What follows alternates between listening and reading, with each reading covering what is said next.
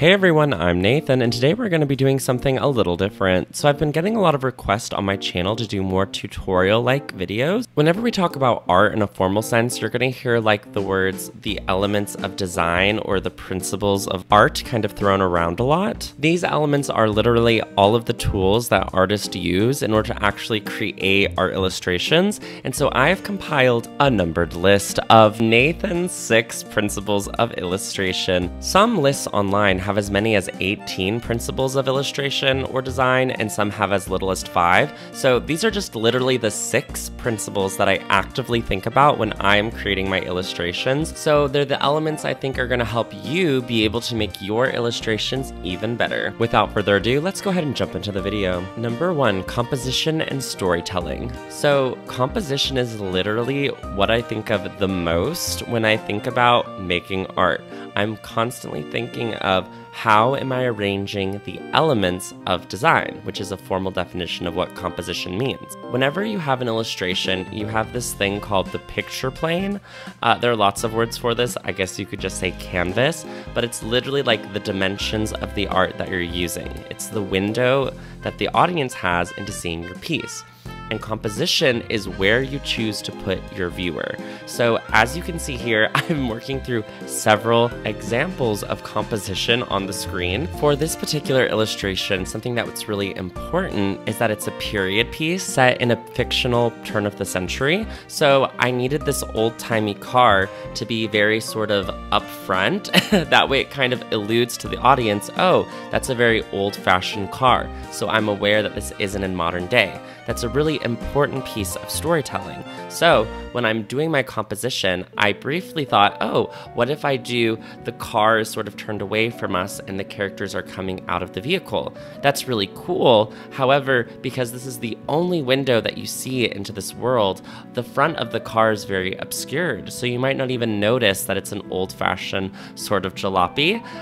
So I had to turn it back around and actually show you this very Cruella de Vil-esque vehicle. This video is just sort of an overview of these 6 topics, but I want to make 6 more videos where I go into like in-depth descriptions of how I use each principle. But I wanted all of them listed in one place just for easy accessibility. That way you don't have to be scrambling through a whole playlist trying to figure out what each principle is. But for my video on composition and storytelling, I want to kind of go more in depth about like where you place the characters and where you place your audience member viewing those characters does the most for story. Like if you're looking up at a character, it's because they're probably very powerful and we think very highly of them, or perhaps we feel small and inferior to them. And if we're looking down at a character, it can mean that perhaps they feel isolated or small or alone. So the shots that you do are very important in letting us know what our relationship to the characters is and how we feel about them. And all of that is kind of like intertwined. That's why I'm calling this one principle composition and storytelling, because for me, Nathan Long, in my personal opinion, they're like intrinsically linked. You can't have one without the other. Whenever you draw composition, you are telling a story, at least in the kind of art that I make. These characters are from a D&D game that I'm running with a couple friends here in Atlanta, and to be completely honest, it's because I'm obsessed with The Wizard, the Witch, and the Wild One, so it's a very Ghibli-esque kind of D&D game, which makes for a perfect example for discussing the principles of illustration, because I have to convey all of these characters and their relationships to one another in one image.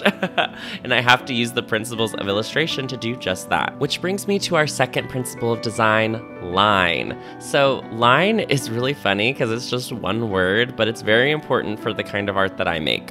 One is very obvious. You can see that for the last little bit I've been working on drawing the actual characters, and I rely a lot on contour lines. So a contour line is literally just the outline of the characters. It's the inking that separates them from the rest of the world, which is the background.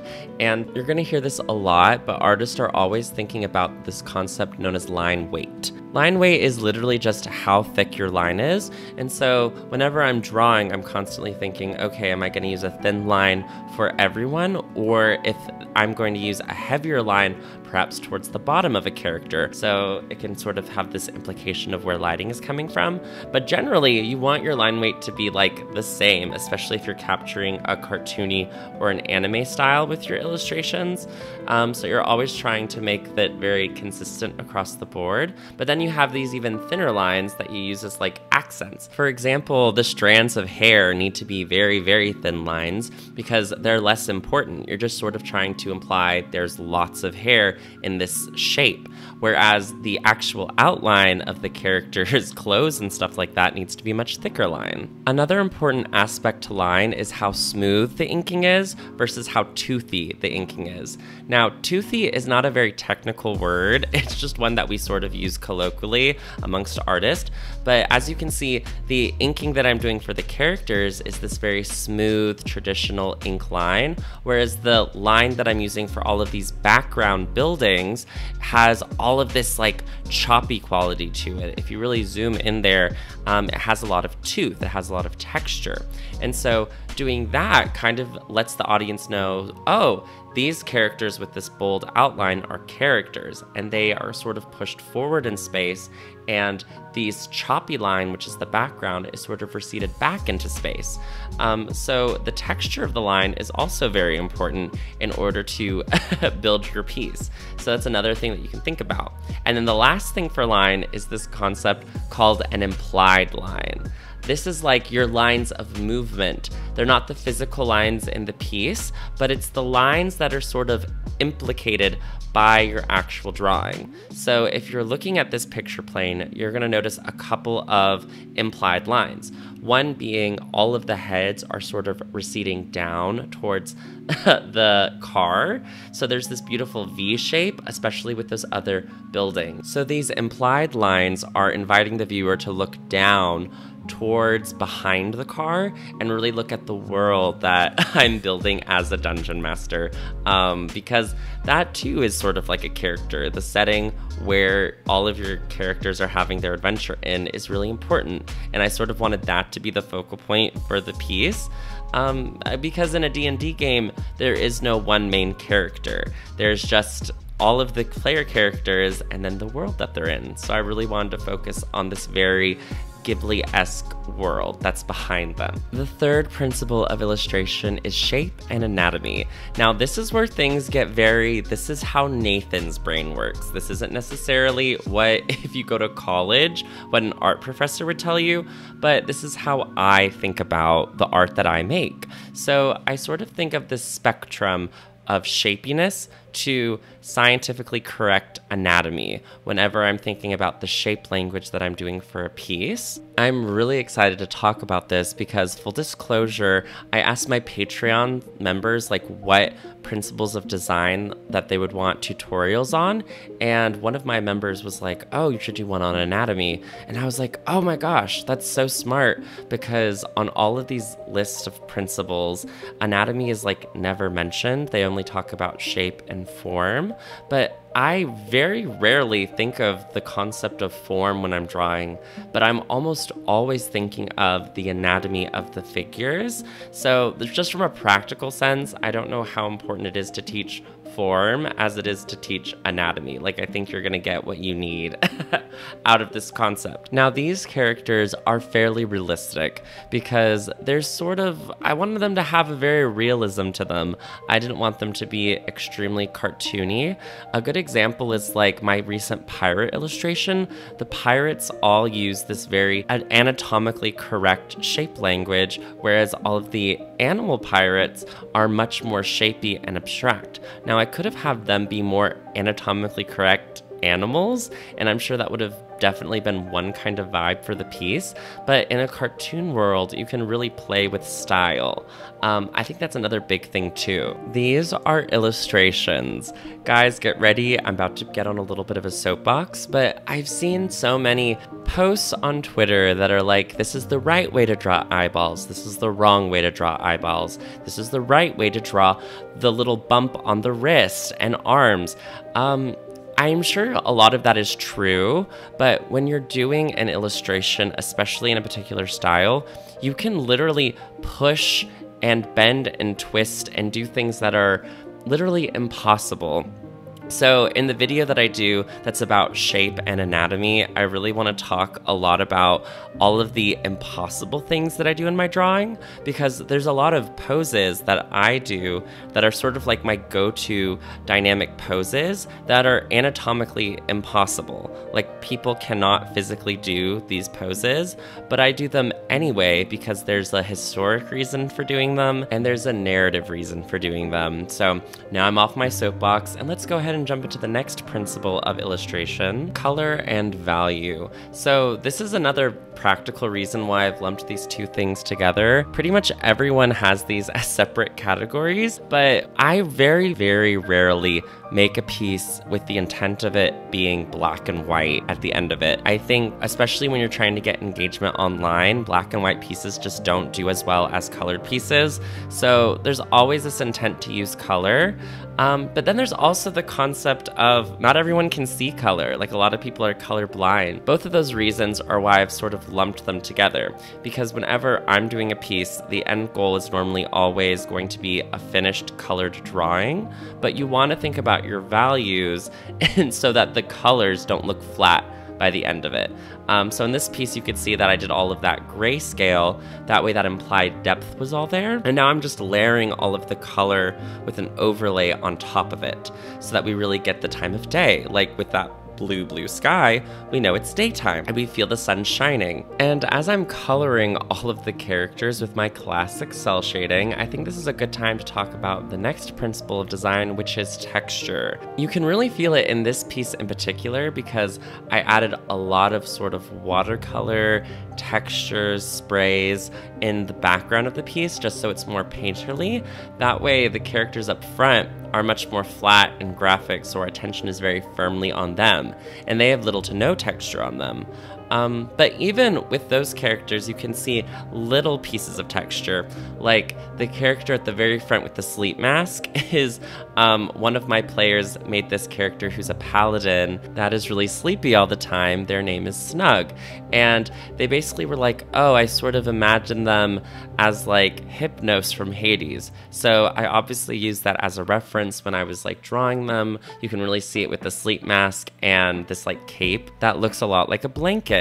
And you can really see the texture of the quilted blanket, you know, because of those little indentations. Oh, that's a quilted blanket. I know what that feels like. And then the fuzzy bits all around the ends look like wool. So even though this is a very flat and graphic illustration on the character, there's still this concept of the implied texture.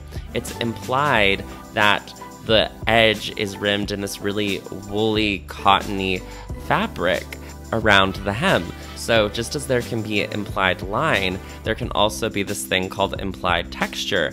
And that totally blew my brain when I figured that out. I actually figured that out by looking at a lot of Pinterest drawings that, yeah, you can have these textures that are implied as well. They don't have to be 100% rendered accurately. I feel like texture is one of the most overlooked principles of design, especially when it comes to illustration, but I think it's very important to think about, especially with fashion. Clothes are made out of different materials. The kind of materials your character is wearing says a lot about them. If you're a knight, you're wearing armor, which is metal, but then there are more subtle things. If you're very wealthy, you're probably going to be wearing fine silks, which should be rendered slightly different than like if you're wearing a potato sack, which would have a different texture altogether. So I think texture is incredibly important for both your backgrounds, whether it's the texture of leaves or stone or the sky and atmosphere, or if it's the texture of the characters themselves and what they're wearing and their skin and their hair. It's also just something that if you consider texture, it immediately elevates your illustration to the next level when you consider what are the textures that I'm actually drawing, in my personal experience at least. And now the illustration is almost done, so I'm gonna close this out talking about the final principle of illustration, which is space and perspective. Now, this is something that I of course think about all the time, and there are two very big umbrella worlds when it comes to perspective, and one is linear perspective, which is with grids and lines, and the other one is atmospheric perspective. For this piece, I was doing buildings, so I should have been thinking about it more along the lines of linear perspective, but I actually didn't. I didn't actually make a grid for this. I sort of was very loosey-goosey with it, but I did think a lot about atmospheric perspective. You can see that the buildings in the far away back are much more blurry and sort of like blued out with this haze, and the lines are less dark, there's less contrast, and it's because it's really, really far away. The dirigible and all the flying contraptions are also sort of blurred out in this far away atmospheric perspective. If you've ever been like driving across the Georgia countryside, or whatever state you're from, and you've seen mountains from a distance, that's a good example. When they're really far away, they look very blue, and that's because there's all of this air and atmosphere and, I don't know, nitrogen and carbon. There's just a lot of stuff between you and the faraway mountain, and that's why it looks blurrier. And so that's something that I do think about all the time, especially when I'm coloring, when I'm rendering. I'm always thinking about the atmosphere. And with that being said, this is the finished illustration. I really love how it came out. I think it was good for giving you all this general overview of my 6 principles of illustration that I think about when I'm creating a piece. And I'm so excited for getting into this little mini series of talking about each of the principles more in depth. And it's not going to be all at once. I'm still going to have a lot of fun, drawfee, and other artsy-fartsy related content. So it's not just going to be 24/7 tutorials from now on, but let me know what you think. Was this helpful? Have you ever heard of these concepts before? It was kind of like a vocab test. Let me know in the comments down below what was helpful, or if this video just helped you think about art maybe a little differently. And also tell me, what other tutorials do you want to see, and what principles of designs do you have the most questions for? I would love to see all of the questions in the comments down below. Thank you so much for taking time out of your busy day.